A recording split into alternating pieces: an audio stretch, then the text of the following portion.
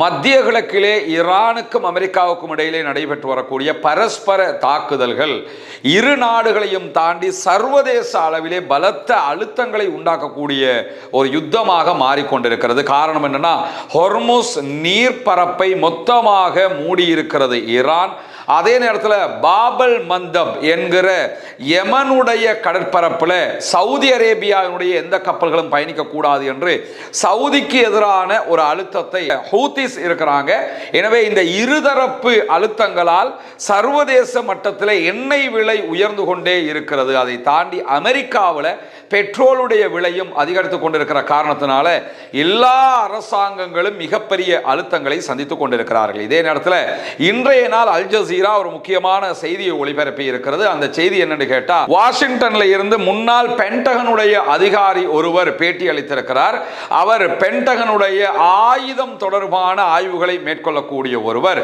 அவர் சொல்லக்கூடிய ஒரு அதிர்ச்சிகரமான செய்தி என்னன்னு கேட்டா, தற்போது ஈரான் மீதான அமெரிக்காவினுடைய யுத்தத்தில் அமெரிக்கா கிட்டத்தட்ட அவர்களுடைய ஆயுதங்கள்ல பாதிக்கு மேல இழந்திருக்கிறது.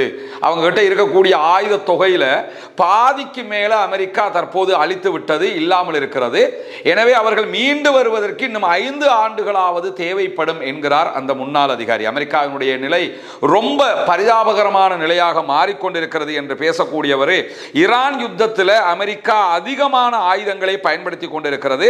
ஈரானுக்கு எதிராக பயன்படுத்தப்பட்ட பெருமளவிலான ஆயுதங்களை பொறுத்தவரையில் மேற்கு பசிபிக் யுத்தத்தில் பயன்படுத்தக்கூடிய 7 வகையான ஆயுதங்கள் இதிலே பயன்படுத்தப்பட்டிருப்பதாக சொல்லக்கூடிய குறித்த அதிகாரி அவர்கள் அவற்றில் 1/3 பங்கு முதல் பாதிக்கு மேல தற்போது பயன்படுத்தப்பட்டிருக்கிறது. இது மிகப்பெரிய ஒரு ஆபத்தை அமெரிக்காவுக்கு உண்டாக்கும். காரணம் என்னன்னா, அமெரிக்காவுடைய ஆயுத கையிருப்பு குறைந்து கொண்டே வருகிறது. இன்கே சீனா தற்போது தைவான் மீது தாக்குதல்களை தொடர்ந்தால் அந்த தாக்குதல்கள் மூலமாக அமெரிக்கா தைவானுக்கு உதவ முடியாத சூழல் ஏற்பட்டுவிடும். காரணம் என்னன்னா, அவங்க கிட்ட ஆயுத பற்றாக்குறை இருக்குது. அதை தாண்டி தற்போது இந்த யுத்தத்தில் அரபு நாடுகளை பாதுகாப்பதற்காக அமெரிக்கா தங்களுடைய வெளிநாடுகளில் இருந்த ஏவுகணை தடுப்பு சிஸ்டங்களுக்கு பயன்படுத்தக்கூடிய ஏவுகணைகளை எல்லாம் கொண்டு வந்து அரபு நாடுகளில் இறக்கி இருக்கிற காரணத்தினால அவையெல்லாம் தற்போது பயன்பட்டு வரக்கூடிய காரணத்தினாலையும் எந்த நாடுகளில் இருந்து இந்த ஏவுகணைகள் அவங்க கொண்டு வந்தாங்களோ அந்த நாடுகள் தற்போது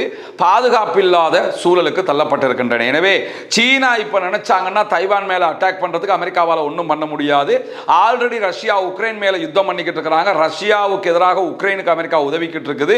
என்ன உதவிகளை செய்தாலும் தற்போது பாதிக்கு மேல ஆயுதங்களையும் அவர்கள் இழந்திருக்கிறார்கள். இந்த ஆயுதங்களை தயாரிப்பதற்கு மீண்டும் 5 ஆண்டுகள் எடுக்கும் என்கிற காரணத்தினால் அமெரிக்காவுக்கு மிகப்பெரிய ஒரு ஆபத்தான சூழலாக இந்த சூழல் மாறி இருக்கிறது என்பதை தாண்டி பீட் ஹெக்ஸர் இவர்தான் பென்டகனுடைய பொறுப்பாளர், குறிப்பாக பாதுகாப்பு துறைக்கு பொறுப்பாக இருக்கக்கூடியவர் அமெரிக்காவில்.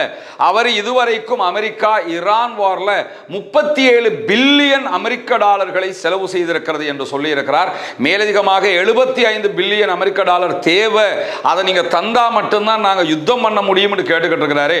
அதற்கு இன்னும் அமெரிக்கா அனுமதி கொடுக்காத சூழலும் தற்போது உருவாகி இருக்கிறது. எனவே அமெரிக்காவுக்கு ஒரு பெரிய பின்னடைவாக இந்த காலகட்டம் பார்க்கக்கூடிய நேரத்தில் கிர்கிஸ்தானில் நடைபெற்ற ஷாங்காய் உச்சி மாநாட்டில் பங்கெடுத்திருக்கிறார் ஈரானுடைய ஃபாரின் மினிஸ்டர் அப்பாஸ் அராக்சி.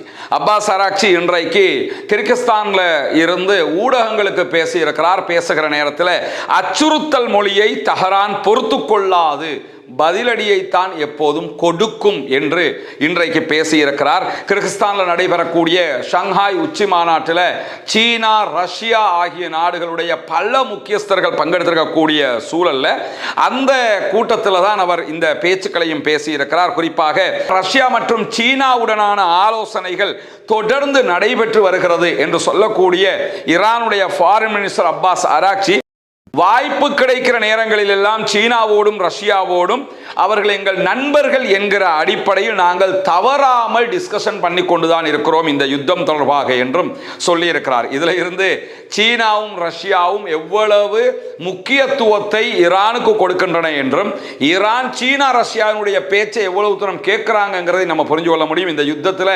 அமெரிக்காவினுடைய ஏவுகணைகளை தடுப்பதற்கு ஈரான் பயன்படுத்துகிற பல ஆயுதங்கள் சீனாவினுடைய தயாரிப்பு ஆயுதங்கள். அது மட்டுமல்லாமல் அமெரிக்காவினுடைய எந்த விதமான தொழில்நுட்பங்களுக்கு உள்ளேயும் போயிடக்கூடாது. 12 நாள் வார்ல ஈரான் மேல அதிகமான அட்டாக் நடக்கிறதுக்கு காரணமாக அது அமைந்தது என்கிற காரணத்தினால் இப்பொழுது சீனாவினுடைய தொழில்நுட்பங்களை தான் முழுவதுமாக ஈரான் பயன்படுத்தி வருகிறது என்கிற செய்திகளும் வெளியாகி கொண்டிருக்கக்கூடிய சூழல்ல தான் ஹொர்முஸ் ஜலசந்தியினுடைய எதிர்கால செயல் திட்டங்கள் தொடர்பாக விவாதிப்பதற்காக இன்றைய நாள் ஒமானுடைய தூதுக்குழுவினர் நேரடியாக ஈரானில் தரையிறங்கி இருக்கிறார்கள் என்கிற செய்திகள் வெளியாகி இருக்கிறது. ஈரான் திரும்ப திரும்ப சொல்லி வந்த ஒரு செய்தி தான், ஓமானோட பேசி ஹொர்முஸை எப்படி நிர்வகிக்கிறங்கிற முடிவுக்கு வருவோம், அமெரிக்கா இதில் தலையிடக்கூடாது, ஹொர்முஸ் எங்களுக்கு சொந்தமானது, நாங்கள் சொல்ற மாதிரி தான் எல்லாரும் கேட்கணும் என்று சொல்லிக்கொண்டே இருக்கிறாங்க. இதை கேட்காமத்தான் அமெரிக்கா ஓமான் வளைகுடா வழியாக கப்பல்கள் பயணிக்கலாம் அப்படின்னு சொல்லி ஒருபுறம் ஈரானோட சமாதான ஒப்பந்தம் என்று சொல்லிக்கிட்டு இப்படியான ஒரு அறிவித்தல் விடுத்தாங்க. அதற்கு எதிராகத்தான் கப்பல்களை தாக்க ஆரம்பித்தது. ஈரான் இப்பொழுது முழுவதுமாக கப்பல் போக்குவரத்து ஹொர்முஸ்ல ஜீரோவாக நிற்கக்கூடிய சூழல்ல இதை அடுத்த கட்டம் கொண்டு போகணும்னா ஒரே வழிதான் இருக்குது. அது என்ன வழின்னு கேட்டா ஓமானியர்களை வைத்து ஈரானோடு பேசுவது. எனவே அமெரிக்கா ஓமான் வழியாக தற்போது கெஞ்ச ஆரம்பித்திருக்கிறது என்றுதான் புரிந்து கொள்ள வேண்டும். ஏன்னா ஓமானுக்கும் ஈரானுக்கும் இடையில ரொம்ப நெருங்கிய தொடர்புகள் இருக்கிறது. அந்த தொடர்புகளை பயன்படுத்தி தான் தற்போது ஓமானை விட்டு பேசுவதற்கு தயாராகி இருக்கிறது அமெரிக்கா என்பதை புரிந்து கொள்ள முடியும்.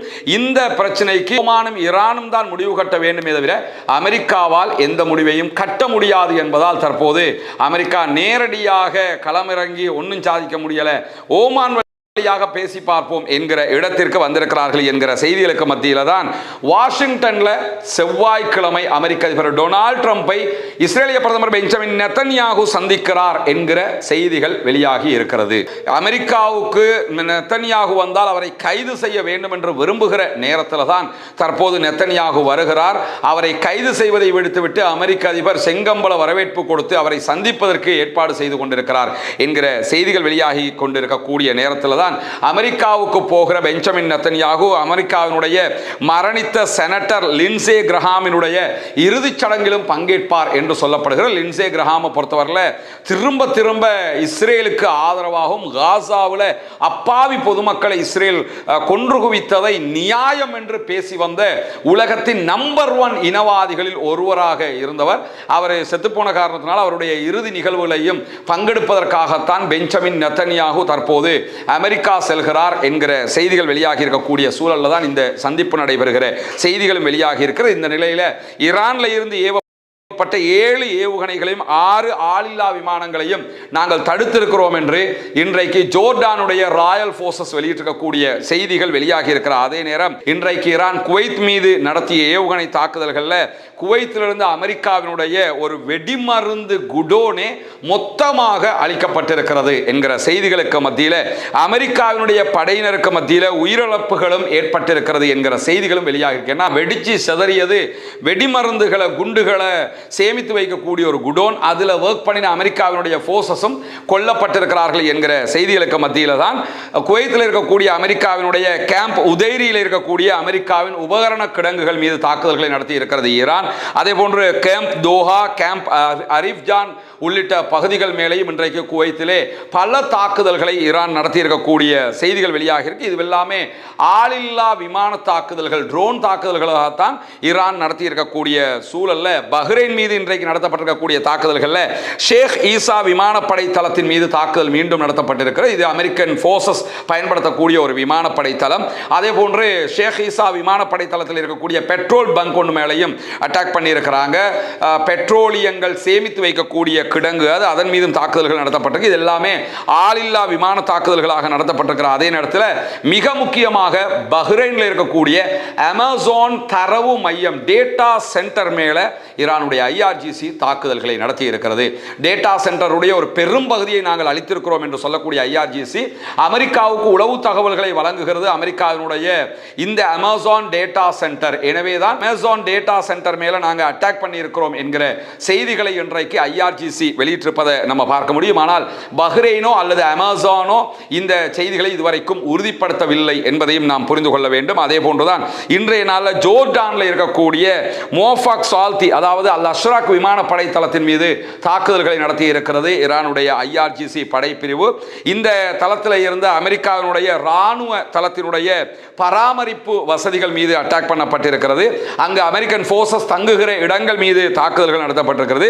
ஆளில்லா விமானங்களை சேமித்து வைக்கிற கிடங்குகள் மீதும் இன்றைக்கு தாக்குதல்களை நடத்தி இருக்கிறோம் என்கிற செய்திகளுக்கு மத்தியில் தான் ஈராக்கில் இருக்கக்கூடிய ஈராக்கினுடைய ஏர்பில் சர்வதேச விமான நிலையத்திற்கு அருகாமையில் ஒரு ஆளில்லா விமான தாக்குதல் நடத்தப்பட்டிருக்கிறது என்கிற செய்திகள் வெளியாகி இருக்கிறது. ஒரு 3 தொடக்கம் 4 மணி நேரங்கள் விமான போக்குவரத்துகள் இடைநிறுத்தப்பட்டதையும் ஈராக் அறிவித்திருக்கிறது. இப்படியான தாக்குதல்களுக்கு மத்தியில் தான் ஈரான் மேல அமெரிக்கா 13வது நாளாகவும் தாக்குதல்களை நடத்தி இருக்கிறது. ஈரானுடைய கொர்ராமாபாத், அதே போன்று ஜாஸ்க், அஹ்வாஸ், பந்தர் அப்பாஸ் உள்ளிட்ட பல நகரங்களிலும் கஷம் தீவுலையும் தாக்குதல்களை நடத்தி இருக்கிறது அமெரிக்காவுடைய படைகள் என்கிற செய்திகளை இன்றைக்கு ஈரானுடைய உத்தியோகபூர்வ அரச தொலைக்காட்சிகள் செய்தியாக்கி கொண்டிருக்கக்கூடியதை நம்ம பார்க்க முடிகிற அதே நேரத்தில் தான் பாபல் மந்தப் என்று சொல்லுகிற யமனுடைய கடற்பகுதிகள், ரெட் சீல யமனுடைய கடற்பகுதிகளில் பாபல் மந்தபை நாங்கள் மொத்தமாக மூடலை, சவுதி அரேபியாவினுடைய கப்பல்கள் பயணிப்பதற்கான முற்றுகை தான் விதிக்கப்பட்டிருக்கிறது என்று தெளிவுபடுத்தி இருக்கிறது ஹவுத்திகளுடைய படைப்பிரிவு அன்சாருல்லா தெளிவுபடுத்தி இருக்கிறாங்க.